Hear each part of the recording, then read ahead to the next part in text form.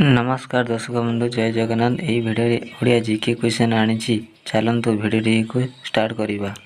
प्रश्न ए सूर्य चारिपटे थरे घूरी आसवाक पृथ्वी को केते समय लगी था? ए 1 मास, बी 1 वर्ष, सी 15 दिन, डी 24 घंटा। सांग मैंने यार सठिक आंसर है ए 1 मास। प्रश्न 2 केउं सार आमर दांत, हाथ और रक्त तैयारी करिबारे साहाय्य करे? ए धातु सार, बी श्वेत सार, सी पुष्टि सार, डी स्नेह सार। सांग माने यार सठिक आंसर है ए धातु सार। प्रश्न 3 ग्रह मानक मध्य काहाको बलय ग्रह कहा जाए? ग्रह मानक मध्य काहाको बलय ग्रह कहा जाए? ए शनि, बी बुध, सी पृथ्वी, डी मंगल। सांग माने यार सठिक आंसर है ए शनि ग्रह।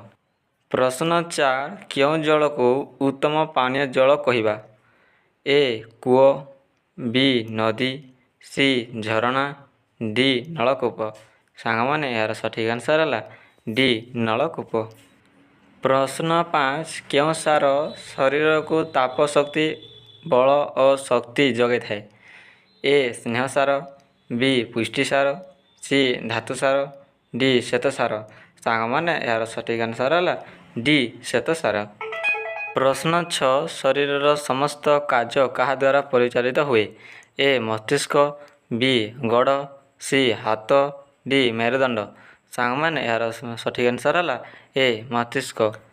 प्रश्न 7 किए शरीर बुद्धि, शरीर गठन और शरीर क्षय पूर्ण करे? ए धातु सार, बी पुष्टि सार, सी स्नेह सार, डी श्वेत सार। सांग माने यार सठिक आंसर है बी पुष्टि सार। प्रश्न 8 शरीर कौन काम न कले आम शरीर अंग प्रत्यंग अचल हो?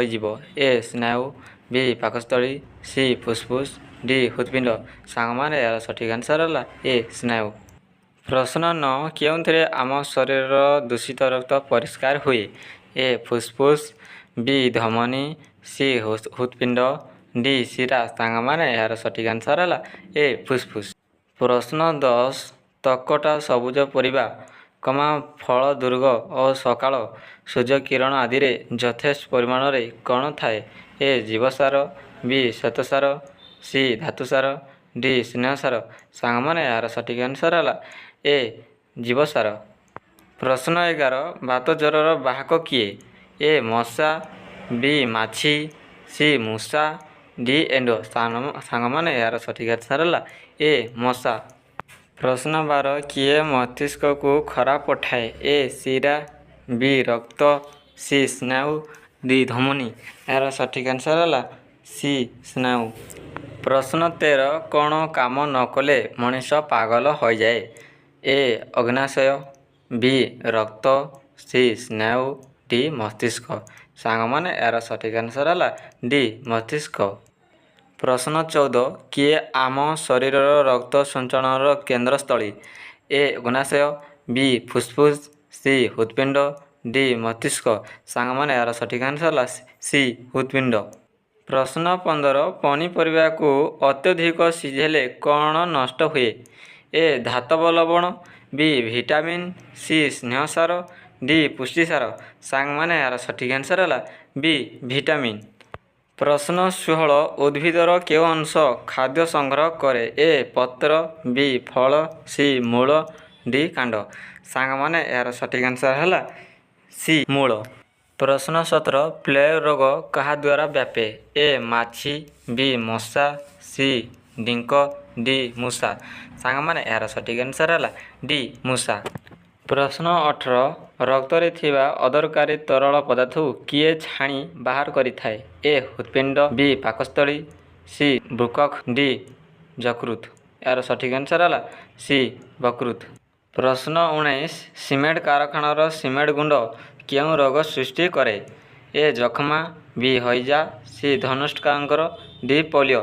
सांग माने यार सठिक आंसर है ए जखमा। प्रश्न 20 क्यों खाद्य सार देह को चिकण और सुंदर कराए? ए श्वेतसार, बी जीवसार, सी धातुसार, डी स्नेहसार। सांग माने यार सठिक आंसर है डी स्नेहसार। प्रश्न 21 कीट पतंग मानकर केतोटी गड़ थाए? ए 6, बी 8, सी 12, डी 10। यार सठिक आंसर है ए 6। प्रश्न 22 तारा मानक मध्य क्यों गैस थाए? ए अम्लजान, बी हिलियम, सी मिथेन, डी उजान। सांग माने यार सठिक आंसर है डी उजान। प्रश्न 23 क्यों गछरु झुणा मिले? ए रबर, बी बेल, सी शाल, डी सजना। सांग माने यार सठिक आंसर है सी शाल। प्रश्न 24 क्यों मुक्ता मिले? ए गेंडा, बी शामुका, सी कंकड़ा, डी कईंच। सांग माने यार सठिक आंसर है बी शामुका। प्रश्न 25 वायु प्रदूषण क्यों रोग होता है?